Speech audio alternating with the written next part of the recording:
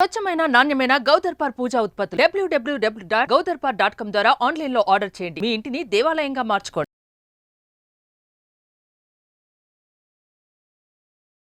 నమస్తే, welcome to Suman TV. నేను మీ అమ్మి. ప్రస్తుతం మనతో ఉన్నారు ప్రముఖ ఆధ్యాత్మికవేత్త, ప్రముఖ జ్యోతిష వాస్తు పండితులు సుభాష్ శర్మ గారు ఉన్నారు. గురుగారితో మాట్లాడి మనకున్న సందేహాల గురించి అడిగి తెలుసుకుందాం. నమస్కారం గురుగారు. శ్రీమాత్రే నమః. గురుగారు, ఇప్పుడు సంతాన సమస్యలతో బాధపడుతున్న వారికండి ఈ శ్రావణ మాసంలో ఏదైనా పరిహారం అంటూ చేసుకోవచ్చా? అసలు చాలా మంచి ప్రశ్న అమ్మ. సంతానంతో బాధపడుతున్నటువంటి వాళ్ళు చాలా మట్టుకు ఎక్కువైపోయారు. తినే ఆహార పద్ధతులు కావచ్చు, వాళ్ళు తీసుకునేటటువంటి కొన్ని విధానాలు కావచ్చు, కొన్ని అజాగ్రత్తలు కావచ్చు, సంతానం మీద చాలా భారం పడుతున్నాయి. చాలామంది అనుకున్నటువంటి సమయానికంటే ఆలస్యంగా సంతానం కావడము, లేదంటే గర్భపాతంలో ఏదైనా దోషాలు ఉండడము, కొంతమంది జీన్స్ పరంగా కూడా కొన్ని రకాలైనటువంటి ఇలాంటివి, అంటే థైరాయిడ్ ఉన్నటువంటి వాళ్ళకి సంతానం తొందరగా అయ్యేటటువంటి లక్షణాలు కనిపించవు, లేదా వాళ్ళకి ఆరోగ్యపరంగా కొన్ని ఇబ్బందుల కారణం చేత కూడా సంతాన లోపాలు చాలా జరుగుతున్నాయి. అలాంటి వారికి సంతాన భాగ్యం కలగాలి అని అంటే గనక ఈ శ్రావణ మాసంలో సంతాన వేణుగోపాల స్వామి వ్రతం అనేటటువంటిది ఒకటి ఉంటుంది. ఆ సంతాన వేణుగోపాల స్వామి వారి యొక్క వ్రతం చేసుకోవడం ద్వారా వాళ్ళకు శీఘ్రంగా సంతానం కలిగేటటువంటి లక్షణాలు ఏర్పడుతూ ఉంటాయి. సంతానానికి సంబంధించిన దోషాలు కూడా తొలగిపోయేటటువంటి అవకాశాలు ఈ సంతాన వేణుగోపాల స్వామి వ్రతం చేయడం ద్వారా కలుగుతూ ఉంటాయి. అయితే దీనికి విధానాలు కూడా చాలా రకాలుగా చెప్పడం జరిగింది. చక్కగా ఇప్పుడు వచ్చేటటువంటిది కృష్ణాష్టమి కనుక ఈ కృష్ణాష్టమి రోజున సంతాన వేణుగోపాల స్వామి వ్రతం చేసుకోండి. లేదు మాకు చేసుకోవడానికి అవకాశం లేదు అని అనుకున్నటువంటి వాళ్ళు ఏం చేస్తారంటే, దగ్గరలో ఏదైనా కృష్ణుడి యొక్క ఆలయాలు కానివ్వండి, దగ్గరలో ఏదైనా గుళ్ళు కానీ ఉన్నట్టయితే అక్కడ డోలోత్సవం జరుగుతుంది. డోలోత్సవం అంటే తొట్లెలో వేయడం జరుగుతుంది. అలా తొట్టెలో వేసినటువంటి సంతాన వేణుగోపాల స్వామి వారి యొక్క పువ్వు కానీ లేదా ఫలం కానీ ఏదైనా తీసుకొని మీరు ఇంటికి వెళ్ళిన తర్వాత భార్యాభర్తలు ఇద్దరు కలిసి కూడా ఆ యొక్క ఫలాన్ని స్వీకరించండి. దాని ద్వారా కూడా సంతానం జరిగేటటువంటి అవకాశాలు ఉంటూ ఉంటాయి. వ్రతం చేయలేనటువంటి వారు లేదా వ్రతం ఎలా చేయాలో తెలియనటువంటి వారు కూడా ఇలాంటి ఫలితాలను పొందేటటువంటి అవకాశం ఉంటుంది.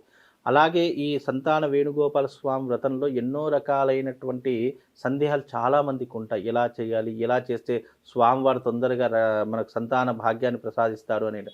సంతాన వేణుగోపాల స్వామి వ్రతం అనేటటువంటిది విశేషంగా ప్రదోష కాలం నందు కానీ లేదా ఉదయకాలమునందే ఆచరించేటటువంటి పద్ధతి పెట్టుకోవాలి. తంత్రశాస్త్రంలో ఏం చెప్పారంటే రాత్రి 12 గంటలకు వ్రతం చేయాలి అనేటటువంటి విధానం చెప్పారు. 12 గంటలు, ఎందుకంటే కృష్ణుడు పుట్టినటువంటి సమయం కూడా రాత్రి సమయంలోనే పుట్టాడు కాబట్టి అలా 12 గంటల సమయం అనేది తంత్రశాస్త్రంలో చెప్పినటువంటి విధానం.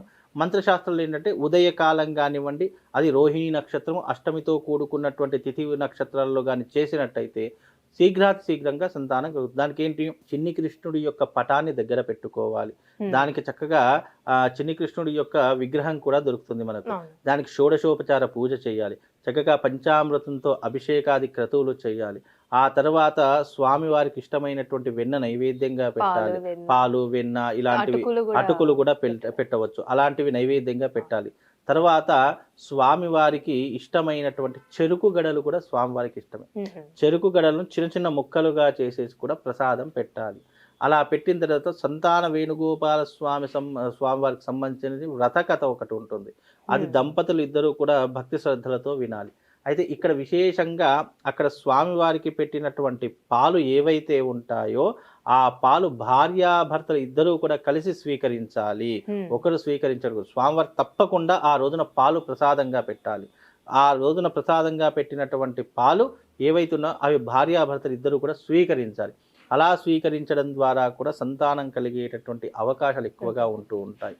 అలాగే ఆ రోజున విశేషంగా ఒక మారేడు పత్రి కానీ లేదా రావి ఆకు కానీ లేదా విశేషమైనటువంటి తమలపాకు కానీ, ఈ మూడిట్లో ఏదైనా సరే ఆకు తీసుకొని వచ్చేసి ఏం చెయ్యాలి అంటే దాని మీద కృష్ణుడి యొక్క విగ్రహాన్ని పెట్టేసేసి ఆ ఆకు నిజంగా విశేషంగా రావి ఆకులో కానీ లేదా తమలపాకులో కానీ పాలను పోసుకుంటా, ఏ స్టీల్ గ్లాసులను ఇలాంటి గ్లాసులో కాకుండా రావి ఆకులో పోసుకొని పాలను స్వీకరించాలట. దాన్ని ఒక డొప్పలాగా చేసుకొని దాంట్లో పోసుకొని పాలు స్వీకరిస్తే గనక ఆ గర్భపాత దోషాలు ఏవైతున్నాయో అవన్నీ తొలగిపోవడానికి కూడా అవకాశం ఉంటుందని తంత్రశాస్త్రంలో చెప్పినటువంటి రహస్యం ఇది. కాబట్టి అలా స్వీకరించిన ఆ సంతాన వేణుగోపాల స్వామి యొక్క సంపూర్ణమైనటువంటి అనుగ్రహం కలిగి విశేషంగా వాళ్లకు ఈ సంతానం కలగడానికి అవకాశం ఏర్పడుతుందమ్మా. గురుగారు ఆ రోజు ఏదైనా మంత్రం అంటూ జపించుకునే విధంగా ఏదైనా ఉంటుందంటారా? తప్పకుండా ఉంటుందో. ఓం క్లీం కృష్ణాయ నమః, ఓం క్లీం కృష్ణాయ నమః అనేటటువంటి మంత్రోపాసన చేయాలి. అది పురుషుడు చేయాలి. స్త్రీలు కేవలం వ్రతం చేస్తే సరిపోతుంది. పురుషుడు అనేటటువంటి వాడు ఓం క్లీం కృష్ణాయ నమః అనేటటువంటి మంత్రాన్ని 108 సార్లు జపం చేసుకొని ఆ రోజున నిజంగా అంటే భార్యాభర్తలు కలవడానికి కూడా అదొక సరైనటువంటి సమయము. రోహిణీ నక్షత్రంలో కలిసేటటువంటి సమయం ద్వారా వాళ్ళకు శీఘ్రంగా సంతానం కలిగేటటువంటి అవకాశాలు కూడా ఉంటాయమ్మా. ఎందుకంటే ఇది సృష్టికి ఎప్పుడూ కూడా ప్రకృతి అనేటటువంటిది కొన్ని నక్షత్రాలలో కొన్ని దివ్యమైనటువంటి శక్తులను రిలీజ్ చేస్తూ ఉంటుంది. ఆ సమయాల్లో కలవడం దాన్ని కొన్ని రోహిణీ నక్షత్రం కానివ్వండి, మృగశిర నక్షత్రం కానివ్వండి, స్వాతి నక్షత్రం కానివ్వండి, పూర్వాభాద్ర కానివ్వండి, రేవతి కానివ్వండి, ఇలాంటి కొన్ని నక్షత్రాలు భార్యాభర్తలు ఇద్దరు కలవడం ద్వారా పుట్టబోయేటటువంటి సంతానము ఏ రకమైనటువంటి ఇబ్బందులు లేకుండా పుట్టేటటువంటి లక్షణాలు మనకు జ్యోతిష శాస్త్రంలో అందించారు. కనుక రోహిణీ నక్షత్రంలో కనుక భార్యాభర్తలు ఇద్దరు కూడా కలిస్తే విశేషమైనటువంటి సంతాన భాగ్యం కలుగుతుంది అని కూడా మనకు సనాతన ధర్మం తెలియజేసింది. కనుక ఈ రకమైనటువంటి పద్ధతిని ఈ శ్రావణ మాసంలో చేసుకోండి. లేదు ఇలాంటి పద్ధతులు మాకు ఆచరణ లేవంటే చిన్న సింపుల్గా ఏదైనా రెమెడీ కావాలి అని అంటే గనక ఆ రోజున కృష్ణాష్టమి రోజున రావి చెట్టు ఉంటుంది కదా, రావి చెట్టుకి పంచరంగుల దారం ఉంటుంది. ఆ పంచరంగుల దారం తీసుకుని వెళ్ళి రావి చెట్టుకి 11 సార్లు ప్రదక్షిణ చేయండి. ఆ దారం చుట్టుకుంటూ 11 ప్రదక్షిణలు చేయండి. శీఘ్రంగా సంతానం కలిగేటటువంటి అవకాశాలు కూడా ఉంటాయి.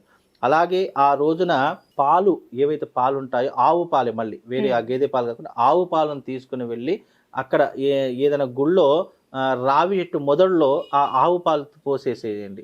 ఒక పావు లీటరు, ఒక హాఫ్ లీటరు ఎంతో కొంత తీసుకొని మీ స్తోమత తగినట్టుగా ఆ ఆవు పాలను రావి చెట్టు మొదట్లో పోసేసినా కానీ విశేషంగా సంతాన భాగ్యం కలుగుతుందని సనాతన ధర్మం జ్యోతిష శాస్త్రం తెలియజేస్తుంది. ఈ రకమైనటువంటి పద్ధతులు మీరు ఆచరించుకుంటే తప్పకుండా శీఘ్రంగా మీకు సంతాన భాగ్యం కలుగుతుంది. చాలా చక్కగా తెలియజేశారు గురుగారు, ధన్యవాదాలు. సుమన్ టీవీలో మీ పర్సనల్ అండ్ బిజినెస్ ప్రమోషన్స్ కోసం కింది నెంబర్కి కాంటాక్ట్ చేయండి.